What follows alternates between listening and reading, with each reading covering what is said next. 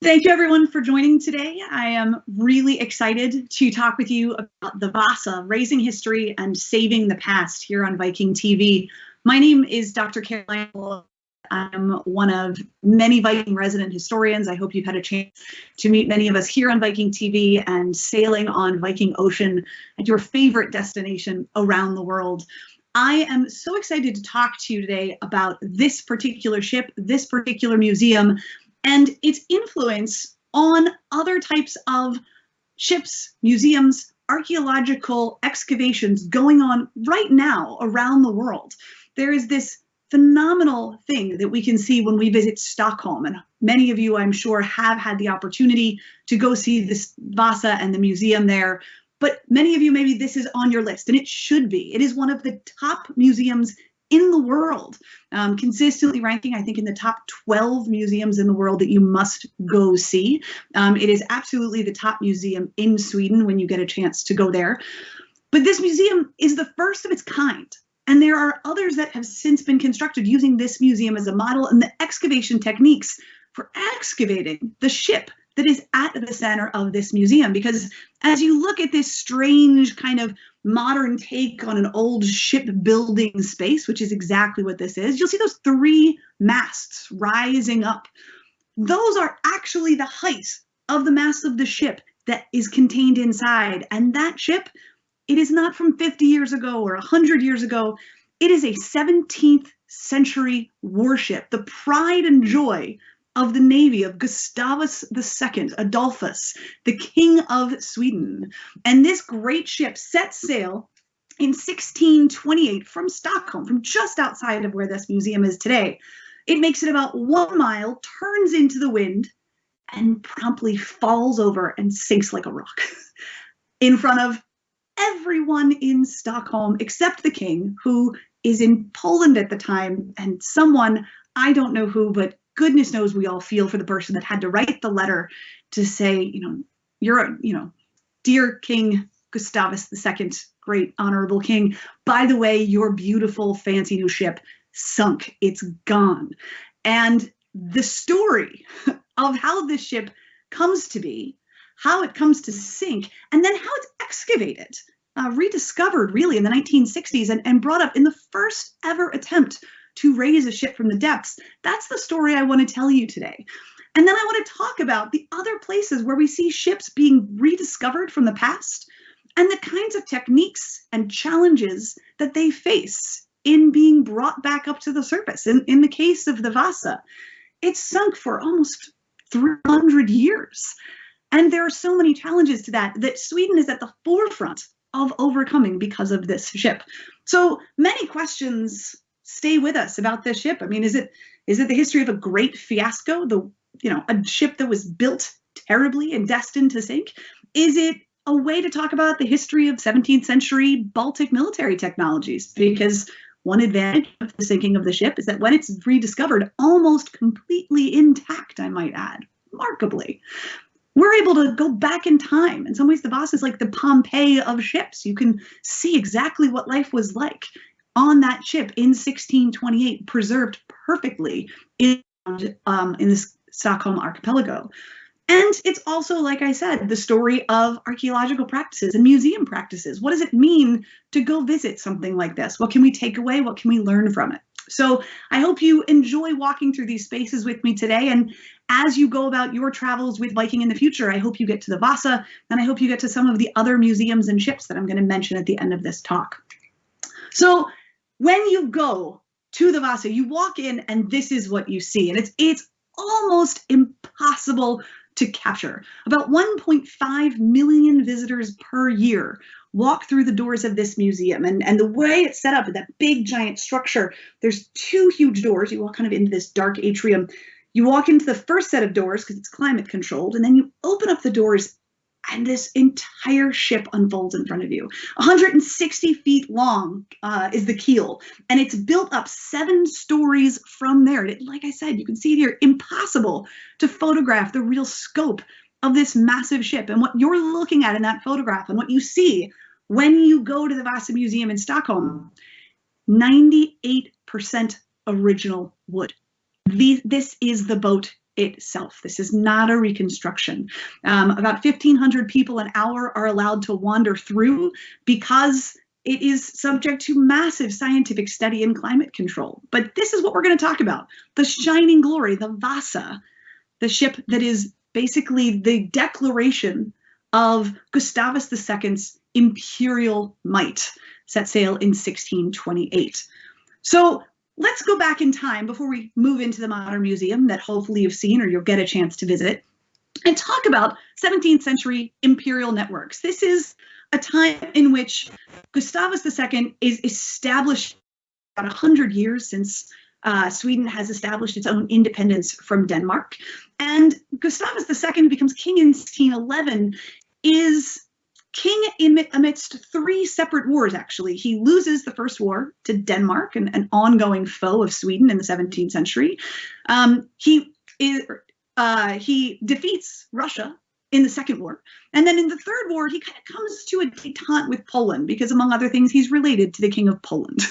And so this is a power structure of the Baltic world in which Gustavus II sees himself as the innate leader. He is destined to lead this area. He's staunchly Lutheran. He sees himself and his people as the natural born leaders of this area. And many of his military victories over 20 years of rule affirm that for him. He launches what's known in Swedish history as the Great Power Period, where from Stockholm he is able to wage war and trade importantly with all of these points that you see here across the Baltic and throughout Scandinavia.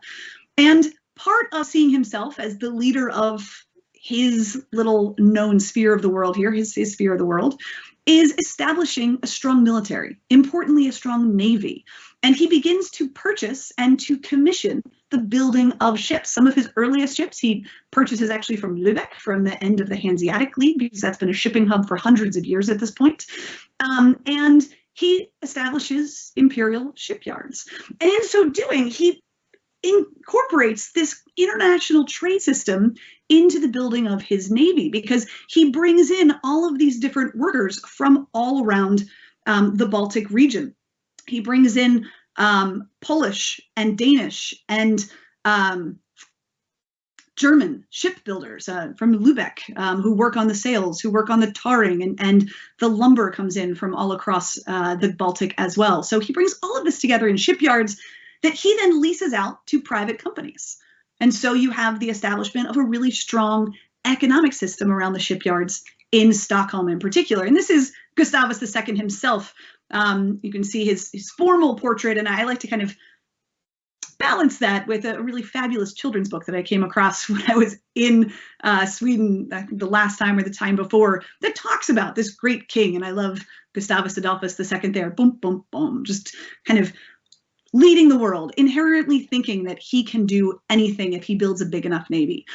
So Gustavus II commissioned Henrik Hibbertson in 1624 to build him these four great ships, two standard ships and two competitively massive ships like no one had built in the Stockholm shipyards ever before. They were meant to be longer and have two rows of gun decks. And you can see that here on this model of the Vasa, as it may have looked when it set sail in 1628. You can see the lower row and the higher row of gun decks. That lower row was fairly revolutionary. There were only a few ships that had this scale and this set of armaments, but certainly nothing at all had been tried in the Baltic before like this. And he goes in 1624 to Hibbertson, and then in 1625, in the beginning of the year, he modifies the design a little bit. He decides he wants to build newer, lighter weight cannons, because you can't have 72 standard cannons without just absolutely collapsing, the ship collapsing under the weight of this massive amount of armament. And so they modify the ship for the smaller, lighter cannon. And then at the end of 1625, on the tails of a military defeat, we think that Gustavus II goes back to Hibbertson a third time and asks for more modifications. And the reason that I bring this up is because it is this incremental change over time from 1624 to 1625 that comes back up again in 1628 when the ship sinks. Because part of the inquest is to investigate at what point does someone do something wrong in the ship design. And is the king to blame? And who wants to say that? So in 1625, these ships begin to emerge. And the first one that he works on is called the Upplet. And the second one here, the Vasa. And the Vasa itself, this is going to be the showstopper for Gustavus II. It's called the Vasa, which is essentially a Swedish interpretation of the Latin fasces, which is a symbol of the city of Rome. Gustavus II sees himself as the next Augustus, right? This is kind of the grandiose thinking behind this ship and his entire plan for this big military extravaganza.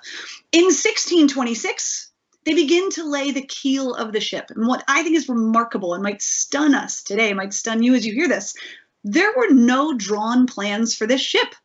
They laid the keel 160 feet long, and they built up from there. Shipbuilding was math. It wasn't drawings back in the 1620s in Stockholm. And so that's place number two where perhaps things could go wrong. If you're building an experimentally large new ship at 160 feet long, it was exceptionally long, and it was going to be 7 stories tall, which was much taller than most ships of the time. And so inevitably you're going to run into this problem that they were aware of as they built the ship, that it was going to be too narrow for how high it was.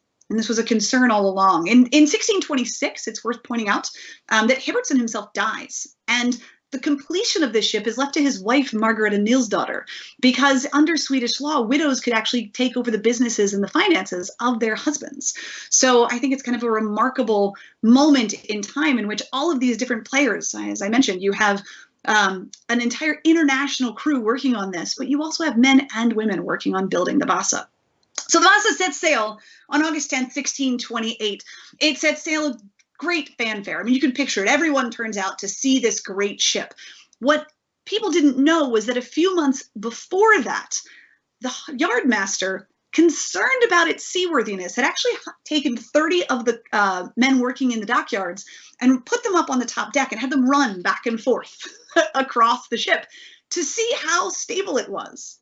And supposedly, the ship began swaying so precipitously that he was afraid it was actually going to fall over in the dockyards. And so he canceled the experiment.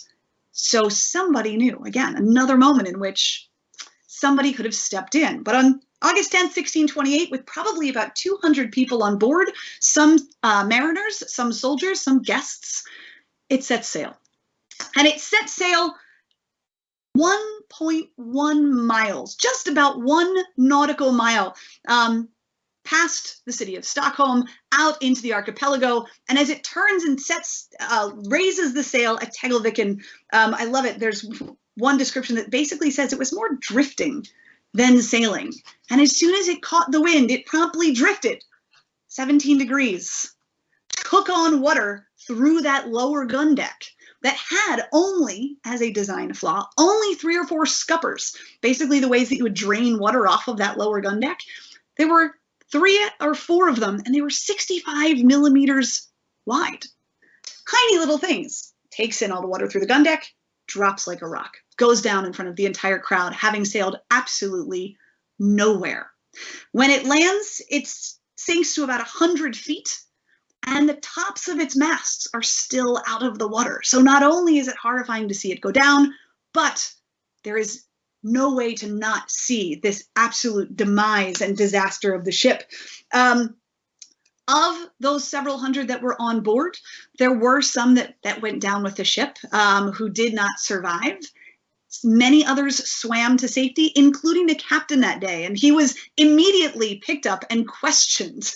And in what I find to be a kind of hilarious affirmation of he did nothing wrong. He wanted to say that he had tested the seaworthiness of the ship, he had tested the stability of the cannons, and he had ensured the sobriety of the crew. So none of those reasons could be the reason that the ship went down.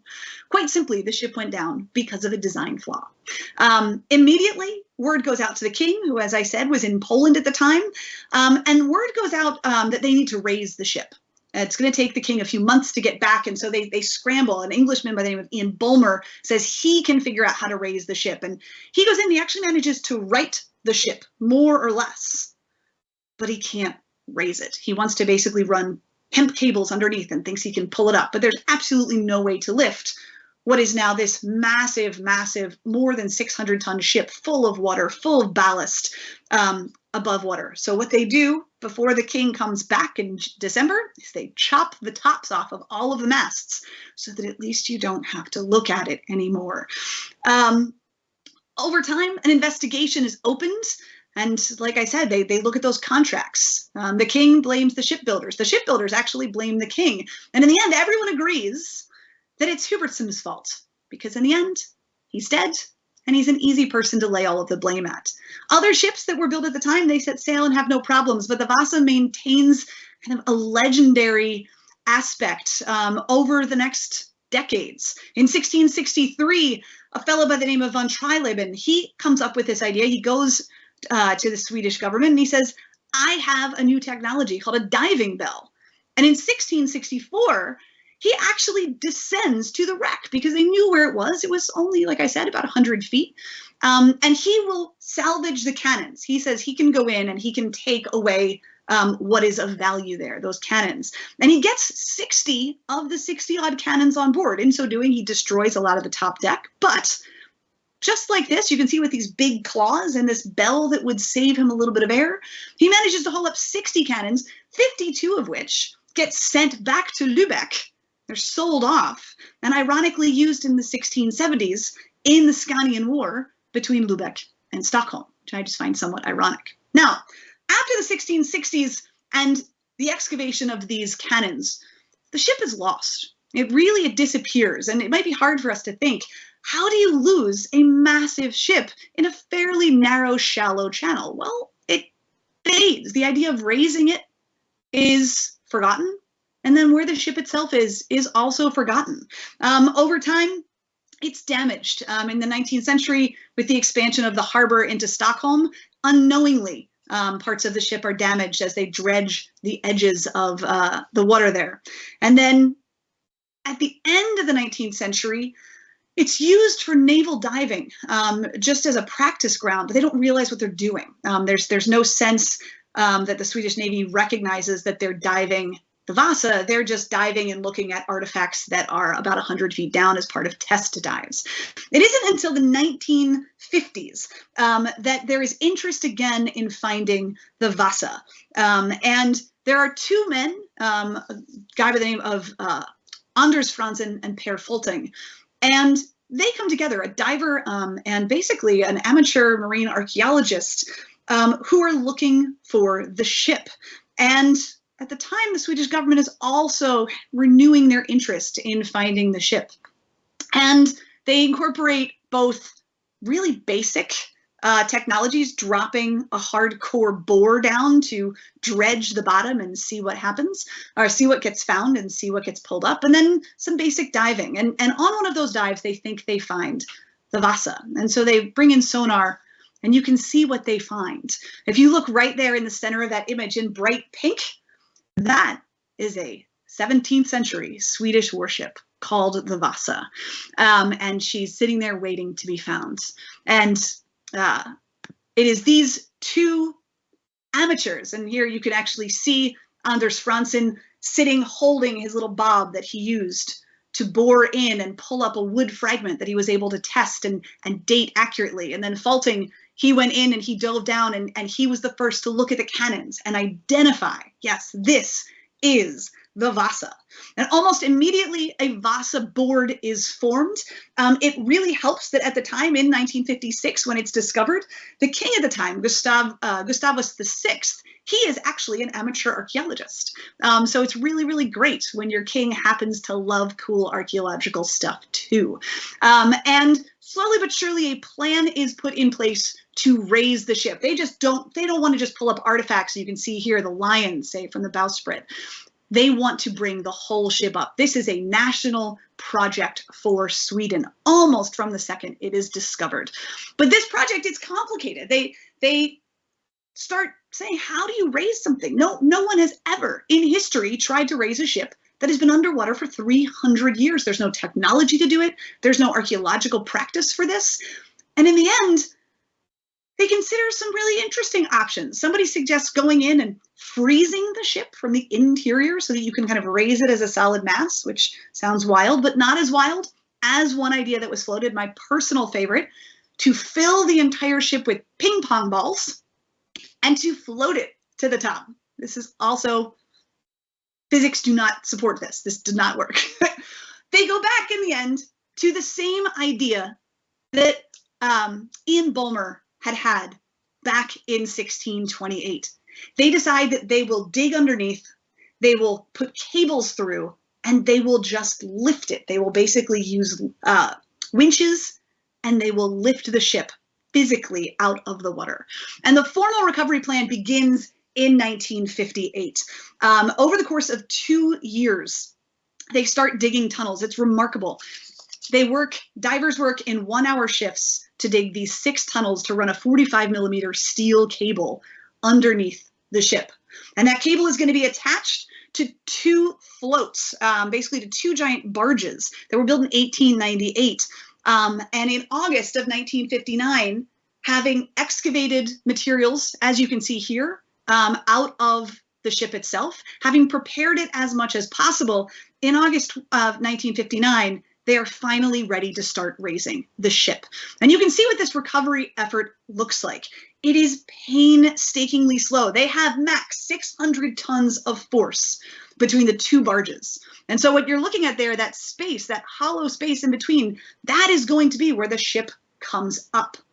Because basically there's a support structure on either end, the cables, and they're just going to crank it. And they have to move so slowly.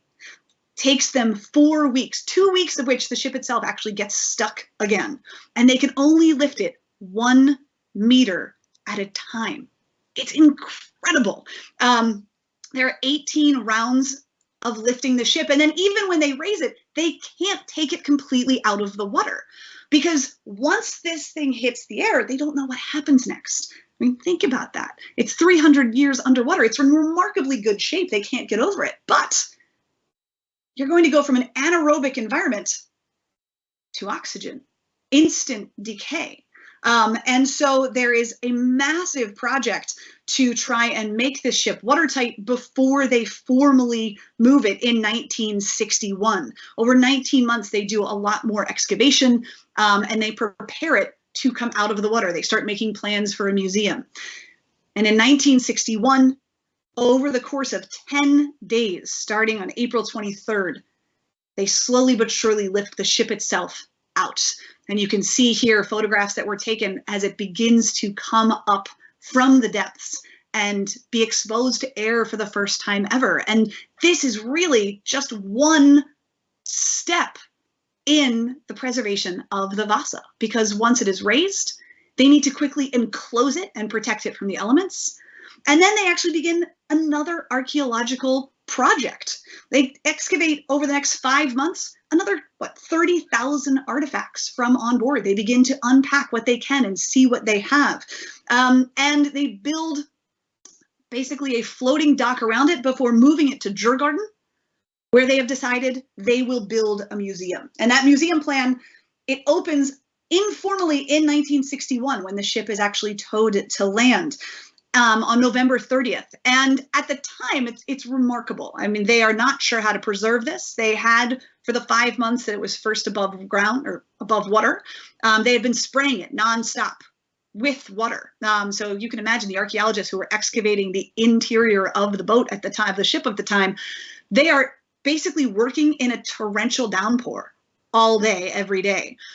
Then the decision is that you can't just keep pouring water on this. And a Swedish chemical company at the time had developed a new preservative chemical called polyethylene glycol. And they decide experimentally to spray the Vasa with polyethylene glycol. And they begin spraying it in 1961, I believe, or 62. And they spray it continuously for 17 years, nonstop, in the hopes that it preserves everything. And the Formal Museum itself, it opens in 1990. You can see it here. They anticipate at the time that they will get 600,000 guests a year because they've been averaging about 500,000 before the Formal Museum was opened. They were very quickly inundated.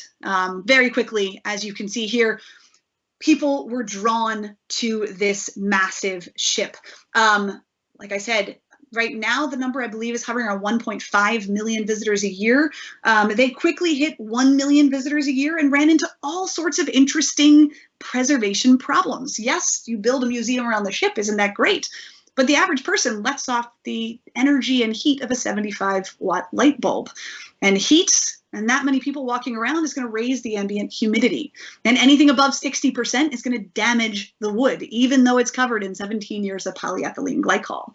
And so the ship itself is its own experimental space, where they are continuing to this day to study the effects of the polyethylene glycol as a preservative, the effects of humidity, human contact. They had originally thought in the early 1960s that they would be able to let people on board, but by 1970 they realized it was a little bit too fragile, even though the decks are all still there. It's remarkable. The ship itself, though, they're running into some new problems. It's slowly twisting over time, and it actually, for the same reasons it sunk, in that the actual hull of the ship is too big for the keel, they are now trying to figure out how to rebuild a new frame for it. Basically, 21st century shipbuilders are working to figure out how to fix the problems that the 17th century shipbuilders created that led to the sinking of the Vasa. I thought I would take you for a brief second on a tour of the ship itself. You can see back here the transom, the absolutely magnificent rear of the ship, where you have the coat of arms of Gustavus II, and Gustavus himself as a young man here being crowned by griffins, which are a symbol of his father's family. And he sits triumphantly, almost, like a god here, right? Like Caesar Augustus, whom he felt very, very connected to. He sits here like Augustus, lording over nobles, lording over lions, which were also the symbol of his family. And importantly, I just want to point this out to you. It would have been boldly colored. One thing that does not survive being underwater for 300 years is the bright polychromy of the ship. Now, at the time, the polychromatic design of ships was actually going out of vogue, but this ship would have been brightly colored. And so all of those features on the transom, and then on the prow of the ship, the beak head that has this magnificent lion, it would have been gilt in gold. And you can see him charging out over the waves. I mean, this is the most majestic sense of a boat shooting forward here, and would have looked magnificent sailing out past Stockholm. Lining either side of the beakhead were 20 Roman emperors, half of them dressed in Roman garb, half of them dressed in contemporary garb. And again, connecting Gustavus II to ancient Rome and connecting Sweden and his kingdom, this great period of history that he has ushered in, this great military might, to the might of ancient Rome. Also tucked in, if you get a chance to go see it, you'll see a lot of military symbols. On the left, you see a great Germanic warrior channeling that kind of like primitive ferocity. And then tucked in, right at the front, right at the edge of the bowsprit, you can see a little crouching figure. That is actually a Polish nobleman. And so the enemies of the Swedes were tucked in here too. And he's tucked in and wedged in almost as if he's been captured already. So everything about the ship conveying a sense that this is a warship. And if you look at these two photographs, you might be able to see a couple things. If you look a little closely, you can see all these little kind of dots. Those are the original nails. Over 30,000 original wooden nails holding this ship together were found and still attached and were able to be reconstructed. The metal bolts, about probably 7,000 to 8,000 metal bolts, those corroded over time. And so the bolts that are used today to hold it together, about 5,000, those are replicas. But the nails themselves, those are still original, which I think is spectacular. When you walk around, it's important to keep in mind that there were choices made. If the museum is all about the ship, then the ship is the centerpiece, and everything that's found inside of the ship you walk around and see. And so there's exhibits showcasing the chests and what was found on board, showcasing the cannons, showcasing the sails that were actually found wrapped up. And one of the sails is still actually unfurled. It's absolutely magnificent. I want to bring your attention to the bottom right image on this slide.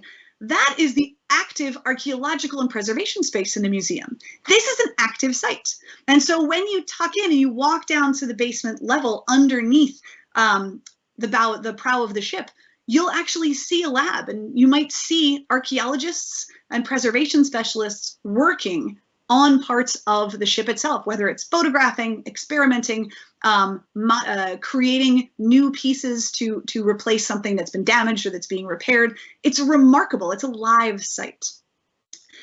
One of the other things that I think is wonderful about the Vasa Museum is that they have tried to humanize the people that were found on board. 15 skeletons were recovered from the site, 13 men and 2 women, and the space where they are in the museum is kept dark out of respect for those who perished that day and out of respect for these people who are now more or less buried in the site of this museum. We don't know who they were. We don't have a ship's manifest, but there's been a lot of testing done, DNA testing, and to understand who they are. Remarkably, they made a choice early on to name all of the people, all of the skeletons that were recovered in order, alphabetically. And so there is a humanizing to them. We know about them. We know that they range in age from 10 to about 60. So we know there were children on board. There are 2 women found. They may have been permanent fixtures of the crew. They may have just been guests on board. We can't really tell. DNA evidence suggests the 2 women may have been related. So perhaps related to someone on board. We'll never know. But we do get a sense of what life was like, how hard it was. Malnutrition ranks high for many of the skeletons that were found, but we also get a sense of age. Yes, the average age, the age limit for survival in Sweden at the time was 33, but it's not unexpected to find someone in their 60s on board, because actually the biggest challenge was to make it to the age of 10. So if you made it to 10, you had a really good chance of making it to 60, but it really skews up the numbers. So we see that age range encompassed here. And the last thing that I want to point out to you about the museum, not only do we have this respect to the skeletons that were found, but something that appeals to me in terms of museum practices is that a recent addition to the museum is a section on the women of the Vasa, not just the 2 women who were found on board, but the kvinnorna, the women who were a part of building this. And I mentioned earlier Margareta Nilsdotter, who is essentially in charge of the entire process of building this ship. She owns the dockyards when the ship is completed because it's her husband who signed the initial contract. And the exhibit is really a wonderful attempt to write back into history something that's often written out, especially when we talk about 17th century, really anywhere in Europe where women were not figuring prominently in documents at the time. Well, in Sweden, they were signing contracts. And so this part of the museum takes that into account, and I think is a wonderful example of a museum that's already creative and respectful, considering and engaging with ongoing discussions in how do we best represent the past. And you don't just represent what you have evidence of, but you have to construct the entire world in which the Vasa existed. Now that is the Vasa. It is a shining example of disaster recovery museum practices. I want to highlight a couple other examples because they all follow the Vasa. It is still cutting edge. I want to take us briefly back a little bit further, right? The Vasa sinks in 1628. Well, I want to take us back 80 years, 1546 in the Mary Rose. This is the shining example. This is of the jewel in the crown of Henry VIII's fleet. Henry VIII, he comes to power in 1509, and there are 58 ships under his control, and the Mary Rose is one of them. She is a great, gorgeous thing, and we can see her here. It's called the Anthony Roll. It was this beautiful document that's created that actually depicts for us all of the ships in Henry VIII's fleet. Very convenient to find this historically. However, at the Battle of the Solvent, just outside of Portsmouth, Henry VIII's navy engages with the French fleet, and somewhat promptly and unceremoniously, the Mary Rose is struck and sinks. She goes down fairly quickly. Most people on board go down with her. And the ship, like the Vasa, there is an attempt to recover it very early on. The Venetians show up and they promise they can have it raised in 2 days. This does not happen. And the ship, like the Vasa, is lost over time. It is forgotten. People lose a sense of exactly where the Mary Rose is. And in the 1830s, a diver finds a cannon, but nothing else is brought up, and it's lost again. And it isn't until the 1860s, so shortly, about a decade after the Vasa is discovered, in the 1960s, there is something called the Project Solent ships, set forth by a fellow by the name of Alexander McKee. And McKee, using sonar and volunteers, over the course of a decade, starts looking for the ships that were sunk at the Battle of the Solent. And in 1971, he finds pieces of the Mary Rose. In 1978, he hits the deck, and they know that it's the Mary Rose because of the seal on the cannons that were specific to this ship. And so once you had that cannon, you knew that you had the entire ship. Like in Sweden, we see the immediate establishment of the Mary Rose Trust, which at the time considers has as its chief member the Prince, who is now King Charles of England, and he heads up a similar project. And they look to Sweden, they look to what's going on with the Vasa to figure out, how do we raise the Mary Rose? And in fact, one of the ships that was used to raise the Vasa is brought to Portsmouth to help raise the Mary Rose. From 1979 to 1982, they recover over 19,000 objects in order to make the ship lighter, and they raise it up. Now, unlike the Vasa, this ship has actually settled 60 degrees to starboard, whereas the Vasa, because of Ian Ballmer's attempts to raise it immediately after it sunk, it was actually sitting pretty straight up, which is how they were able to find a complete ship. The Mary Rose is sitting 60 degrees to starboard. And so, as you can see here in this bottom right image, they bring up just half of it. They actually leave what has fallen into the sediment there for future archaeologists. And this is something that we see more and more in archaeology, where sites are only partially excavated in the expectation that there will be greater technology, and that if you damage a site, you don't want to lose something to the past. And because they only bring up half of it, they're dealing with a very different sort of display system. The Mary Rose Museum, it opens in 2013. And I will admit, I actually only discovered the Mary Rose Museum, which you can go visit if you come to Southampton with Viking at any point. You should go see the Mary Rose. But I had the chance to actually sail with one of the original members of the Mary Rose Trust, a fellow by the name of Admiral John Lippiatt, a remarkable resident historian that I sailed with myself, who was part of opening this museum in 2013. And you can see here, unlike the Vasa, which is the entire ship, this is just one half. And the way that they have designed the museum, recognizing the problems of human breath and human heat, the ship itself is completely contained behind glass in its own space. So you can't walk around it. Therefore, you don't have the climate control and humidity issues that they have in the Vasa. The ship itself, like the Vasa, is preserved using that polyethylene glycol. They did take that technique from Sweden and use it over the course of over a decade, spraying it constantly in the hopes that it would be preserved. And as you look at this image, you can see the ship on one side, you can see that glass wall to the left of your screen, and then a glass wall at the very back.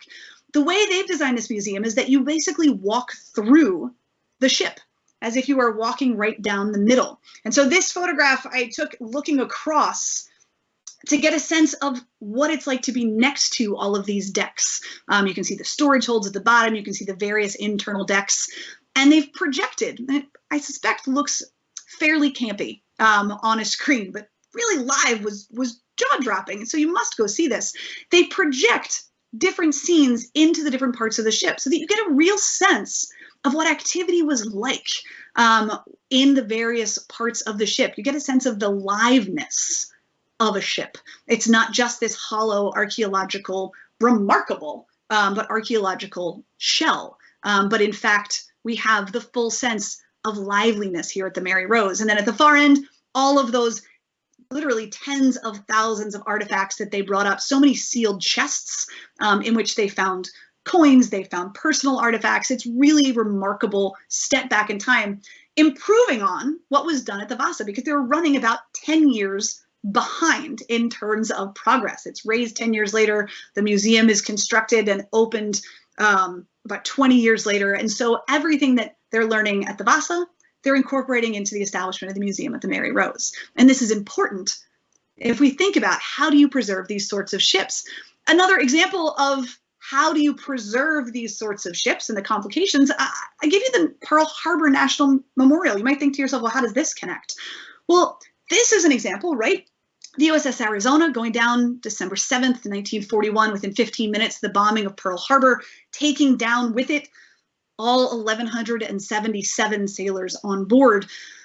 It sinks in only 40 feet of water, but is irrecoverable. And so in 1962, when they decide to build the museum and the memorial here, they're very careful because they don't want to touch the site. This gets us into the issue of military debt. And should you or should you not move a ship, move a site where a soldier has been buried? And internationally, it's recognized that you shouldn't. And so in this case, the memorial, whereas we saw those sailors who went down, or perhaps guests who went down on the Vasa, they are respected in that they are humanized and they're kept in this kind of dark, solemn space in the museum.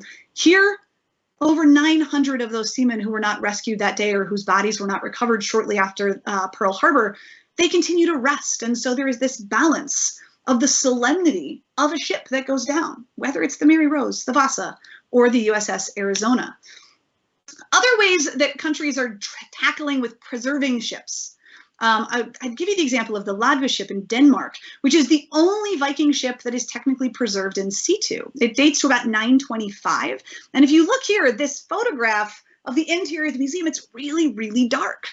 Well, it's dark for the same reason that the USS Arizona is still underwater and that those skeletons in the Vasa Museum are kept in the dark as well. This is out of respect for the king who was buried here, along with 11 horses, 3 or 4 dogs, and hundreds of grave goods that were all recovered. And if you go to this museum, it's actually still kept in a mound because it was a Viking burial mound from the 10th century. And a replica has been built that's parked just down the hill that you can see here. But the ship itself is another example of the choices that you have to make in preserving a site. Do you make it available? Do you make it visible? And if so, how do you save what has been uncovered? Because the second you uncover a ship, it begins to disintegrate. Do you rebury it? Do you encase it in glass? What choices are you making as a museum specialist?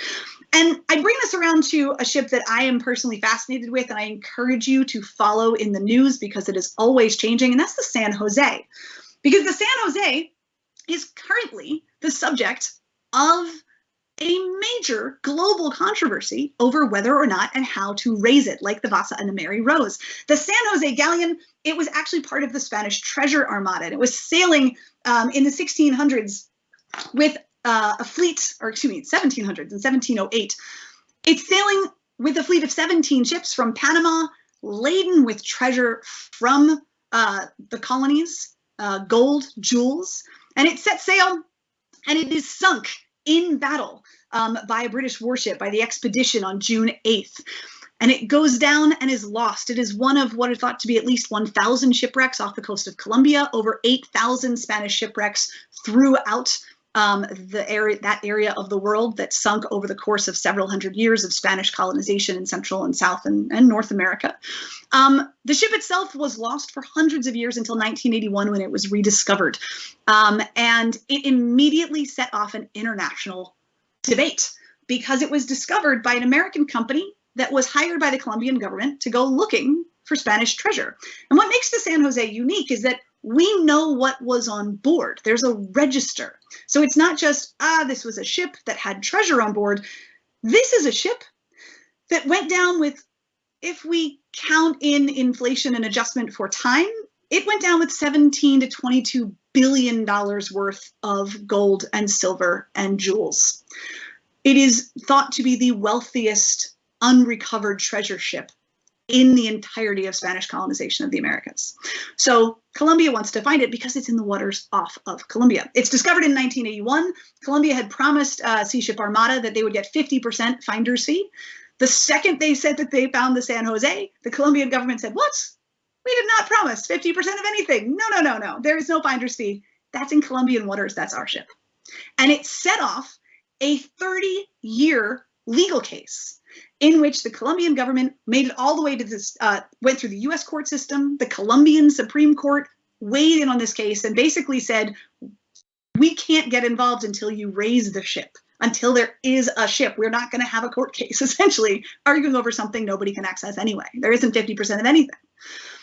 In 2007, that's when the court case takes place. In 2015, the Colombian government comes up with a new plan because at this point, GPS has changed, tides have shifted.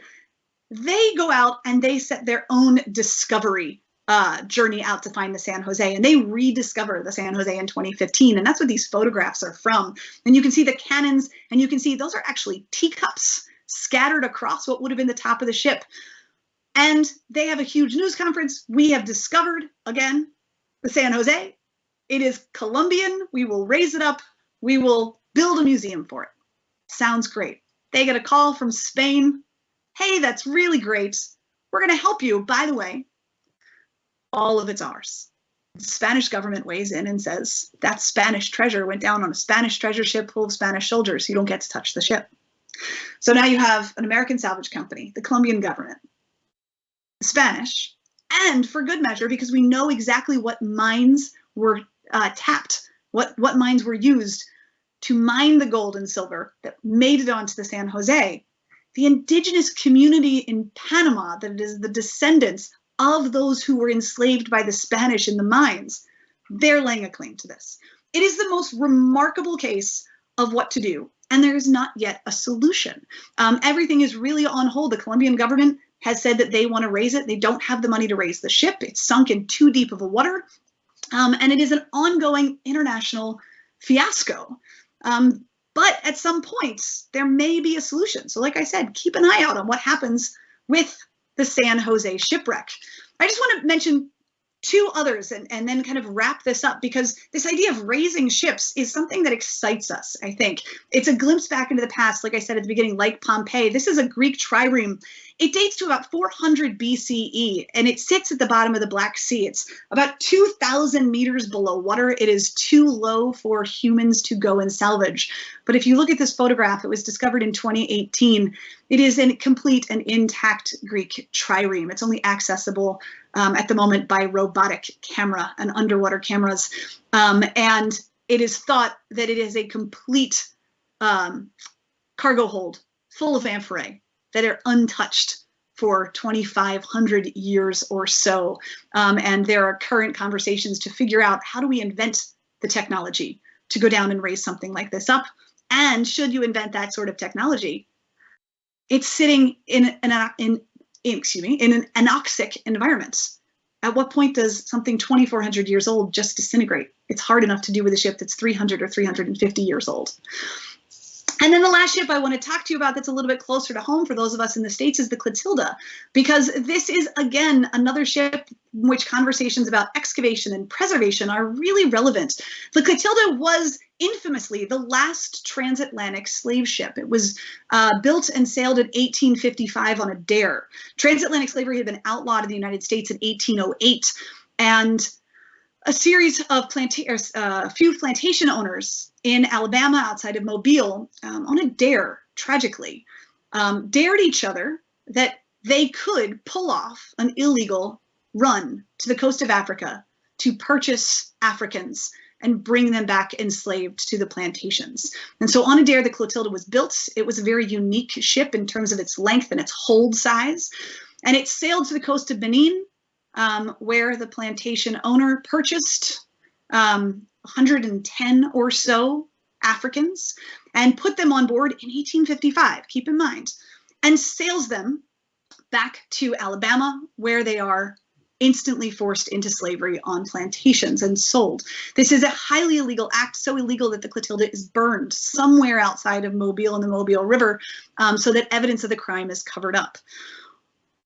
This has been a great mystery and a great tragedy for many reasons, but not the least of which is that those 110 Africans who were brought across on the Clotilda, they are the only, I believe, the only enslaved Africans who actually knew home, because transatlantic trade had been outlawed for 1808. When the Civil War, when the Emancipation Proclamation and slavery in 1868, they've only been in the United States about 10 years.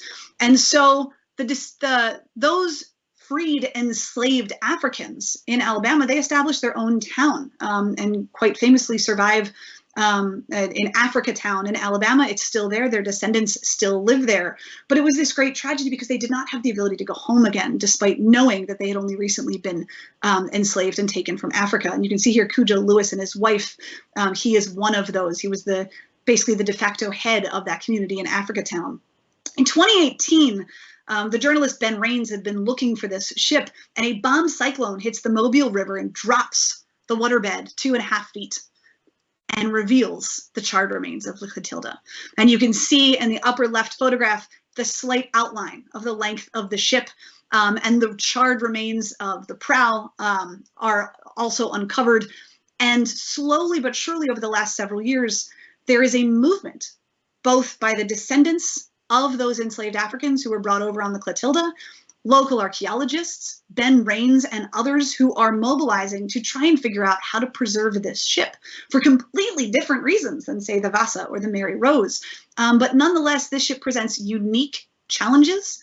But those who are looking to excavate and preserve and build a museum for the Clotilda, they're looking to the Vasa as the model on how to do it. And the last ship I want to end with is a ship that was just discovered in the last year. This is the Uplet. This is the sister ship of the Vasa, who set sail and does actually not sink. She is sunk on purpose about 30 years after she is sent into service. She sails in the 30 Years' War and is actually sunk in Stockholm harbor as basically a defense mechanism in the 17th century. The Uplet was discovered by chance at the end of 2021, and it wasn't until October of 2022 that a formal press conference announced that they know where the ship is, and now the investigation begins. How much of it is there? What do you do with what's uncovered? How does it connect to the Vasa? And so this journey of these ships coming out, particularly the Stockholm archipelago, continues and is very much a part of ongoing discussions about preservation and archaeology and these ships that are a very unique window into the past. So when you get to Stockholm next, if you have not been there yet, I do hope that you get to the Vasa Museum. It is remarkable. And like I've said, it is the prototype for all processes moving forward in other places to raise these ships, to preserve these ships, to experiment with how can we make the past part of our present and preserve it for the future, not just for 10 years, but for hundreds and hundreds of years into the future, which is the challenge that the Vasa is currently grappling with. Let's not think about 2030, 2040, but how can we ensure that the Vasa continues to be this remarkable historical piece of historical evidence for centuries into the future. Thank you everyone for taking the time to go on this journey with me, and I hope that you have a chance to explore many of these ships and these museums on your travels with Viking. Have a great afternoon.